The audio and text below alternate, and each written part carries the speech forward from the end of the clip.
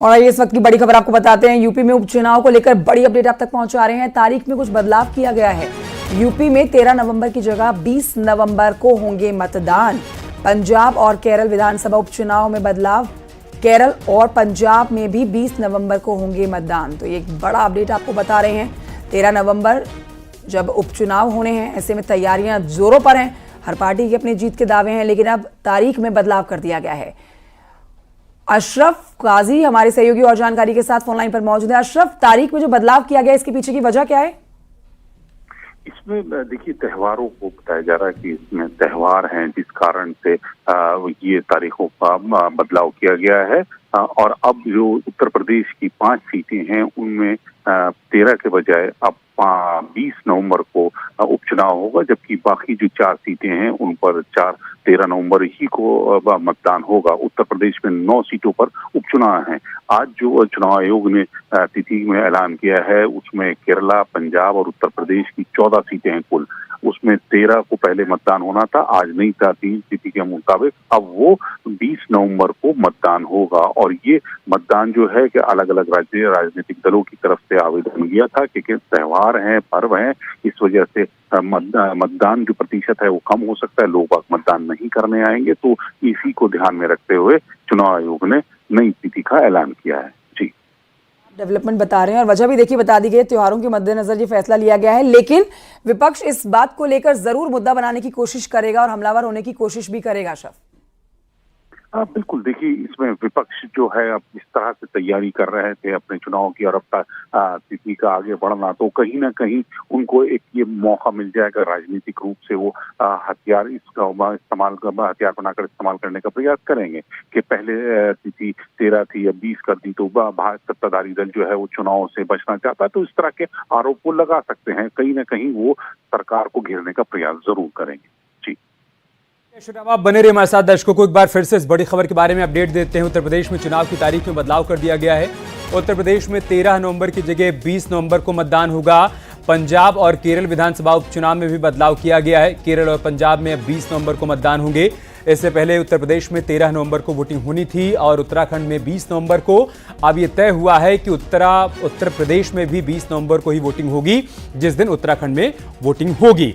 और ये सब कुछ त्योहारों के मद्देनजर किया गया है। एक बात और साफ हो जाती है कि अशरफ, यहाँ पर राजनीतिक दलों को और थोड़ा समय भी मिल जाएगा अपनी प्लानिंग को एग्जीक्यूट करने के लिए और ज्यादा प्रचार प्रसार करने के लिए।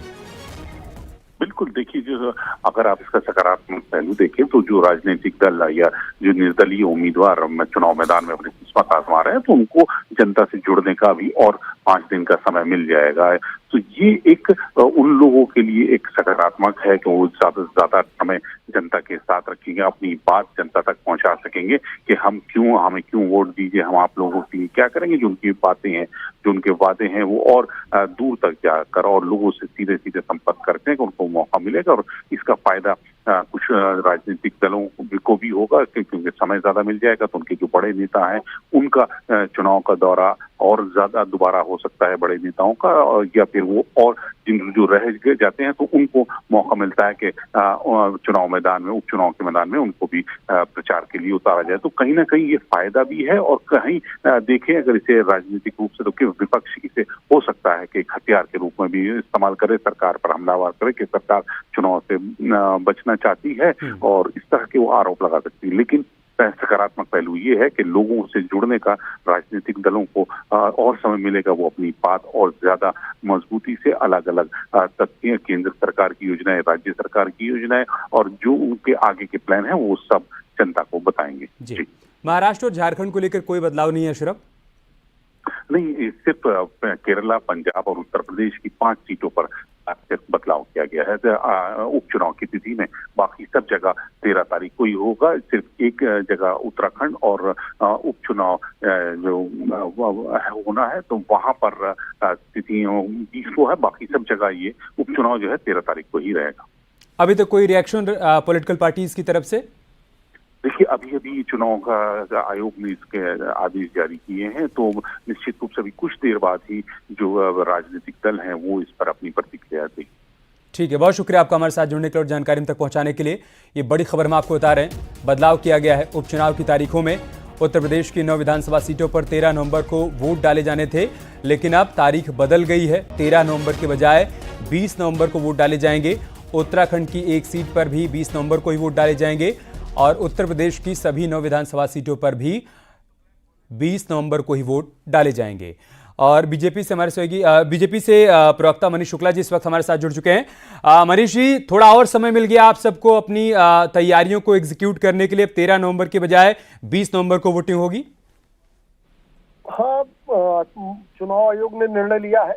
13 तारीख को पोलिंग होनी थी, उसको 20 तारीख में करने के लिए कुछ बीच में कुछ त्यौहार भी पड़ रहे थे, उसके नाते से आम मतदाताओं को आसानी हो। और चुनाव आयोग का एक कर्तव्य होता है कि मतदान प्रभावित न हो, इसके लिए तमाम कदम उठाने का अधिकार उनके पास होता है जी। तो निश्चित रूप से एक अच्छा कदम है और मतदाताओं की सुविधा की दृष्टि से उठाया गया कदम है। त्योहारों के मद्देनजर और मतदाताओं की सुविधा के मुताबिक आप ये कह रहे हैं कि एक अच्छा कदम चुनाव आयोग की तरफ से। फखरुल हसन चांद साहब भी समाजवादी पार्टी से हमारे साथ जुड़ चुके हैं। फखरुल हसन चांद साहब, आपका रिएक्शन? डेट चेंज हो गई है, 13 नवंबर के बजाय 20 नवंबर को वोटिंग होगी। देखिए, भारतीय जनता पार्टी वो चाहे जितनी कोशिश कर ले, चाहे चुनाव की तारीख जितनी आगे बढ़वा ले, चाहे 10 की जगह 9 सीटों पे चुनाव हो, 1 सीट पे चुनाव ना हो, जब भी चुनाव होगा परिणाम वही होगा, भारतीय जनता पार्टी का सूपड़ा साफ होगा।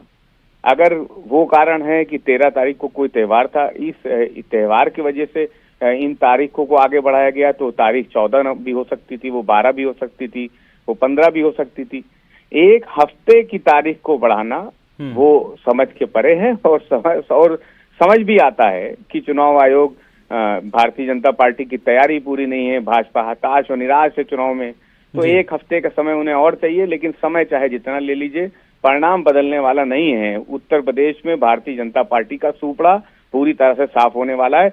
चुनाव 13 को हो या 20 को, इससे कोई फर्क पड़ने वाला नहीं। ठीक है, आप बने रहिए फखरुल जी हमारे साथ। मनीष जी भी हमारे साथ है। मनीष जी, फखरुल हसन चांद साहब कह रहे हैं कि डेट आप लोगों ने बढ़वा दी और चुनाव चाहे 13 को या 20 को हो, आपका सूपड़ा साफ होने वाला है।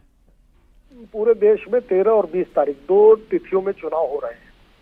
इसके नाते से हमको लगता है आयोग ने 20 तारीख दिया होगा, लेकिन चूंकि बहुसंख्यकों का त्यौहार है तो समाजवादी पार्टी को इससे कोई लेना देना तो है नहीं, इसलिए इस तरह की बात कर रहे हैं।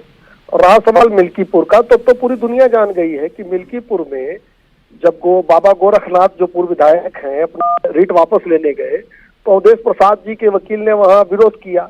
तो ये तो हार का डर अखिलेश यादव और अन्य लोगों में है, इंडी गठबंधन में व्याप्त है।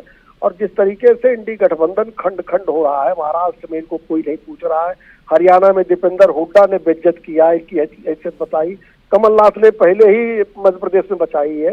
तो ये फ्रस्ट्रेशन है इनकी, हताशा है इनकी जो इस तरह की बात कर रहे हैं।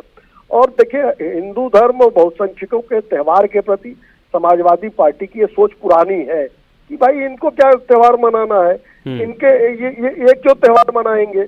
तो राम भक्तों पर गोली चलाने वाले लोग हैं, तो ये इस तरह की बात कर सकते। ठीक है, चांद साहब आपका रिएक्शन?